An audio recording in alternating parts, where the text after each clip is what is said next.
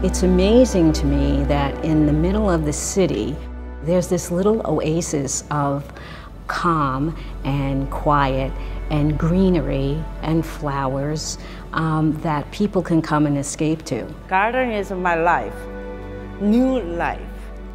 And there's space, and there are trees and animals, and it just becomes this serene, beautiful area. I was walking down from Main Street. Once I step in, I feel like I'm in a different world. The air is different, you know? And then all of a sudden you hear birds sing, you know? And then you see butterflies right in front of you. Oh, this is an oasis in Flushing.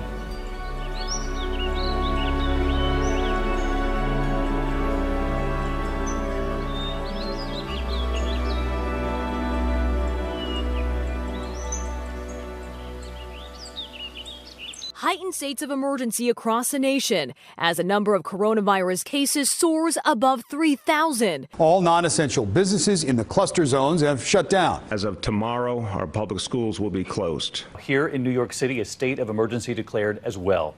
Tonight, more than 13. Our role as a public garden is to allow people in, especially here in Flushing, in Queens, where it's so densely populated. So I was very reluctant to close, and there started to be more questions from staff, and they were concerned. You know, they're concerned about their safety.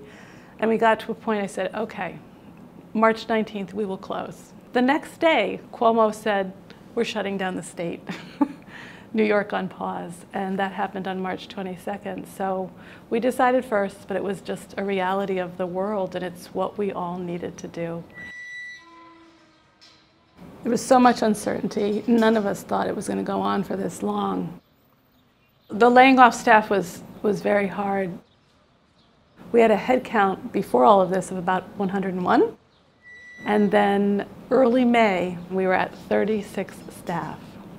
36, and that hurt. It really hurt because we know these people and they need to eat themselves and support their families. And so that was the reality. Yeah, that was a sad, miserable. I have to stay home for 4 months. That was a horrible.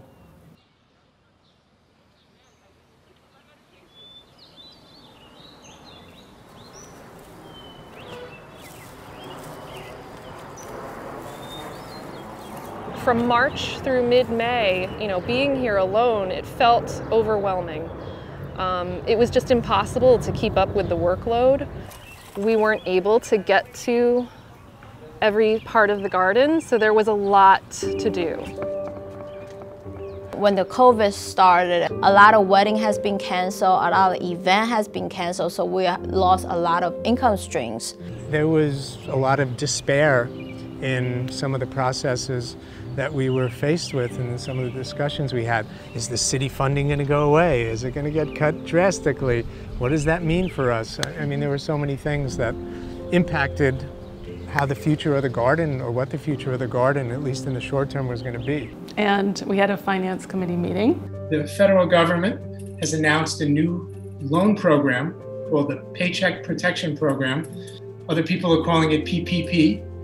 I'm not sure how much everyone has heard or seen about this, but I really think this could be a great opportunity for us to retain our staff as best as possible. So I really think we need to get an application going right away. And it had been dangling with another bank for a while.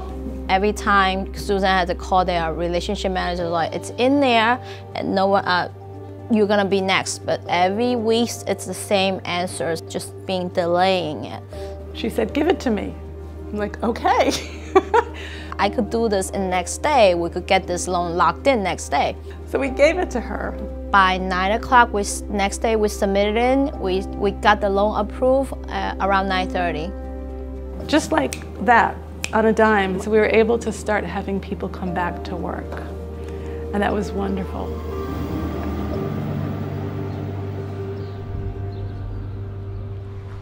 Working here for so many years, it's like a second home to me, like a second neighborhood to me, because I could walk down Main Street and you'll hear people go, hey James, how's it going? And so on and so forth.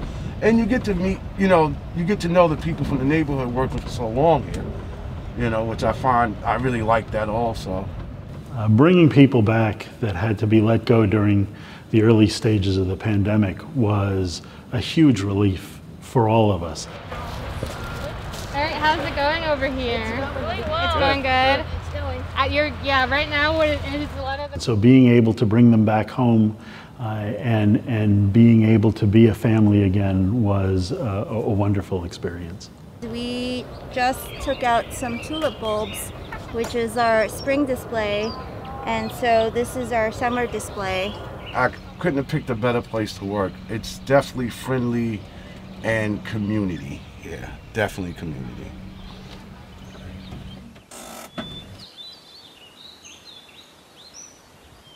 When we first went remote, that was a real stunner. We had such a, a full lineup of events, and we had to figure out how to offer those programs to people in their homes versus on site. Yeah, it was a challenge, but we made it work. And welcome to another episode of Science on the Sidewalk. Today, we will be talking about Earth Day. If the community couldn't come to us, then we were going to bring it to them. So all of us just started building content for our QBG at home. Looking at this pile on video. Everybody's homes were production companies, so you can see the evolution and things. I started off like just mostly talking. And for story time, we are reading. And then we started adding intros and overlays, and then we added music, and it was a learning experience for all of us. The amount of virtual innovation that has happened is amazing, amazing.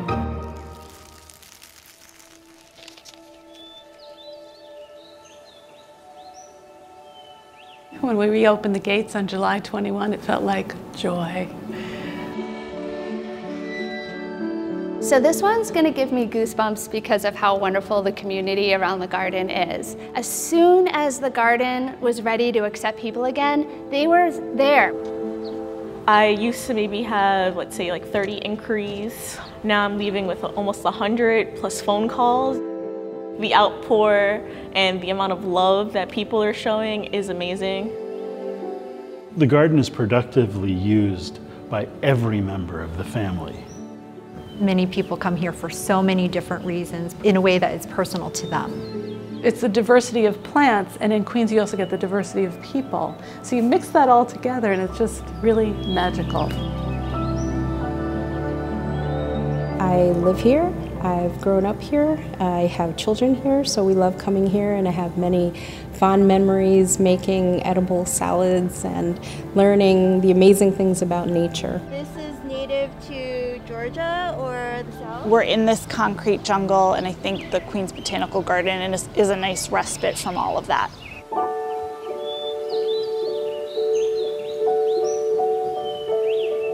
It's a special place. It's been around for a long time, and one of the most special things about this garden is that it gives hope to the community. It's a wonderful place, and they're wonderful people. This garden is nourishment for people. And so I just want it to continue to nourish this borough and this city and its people.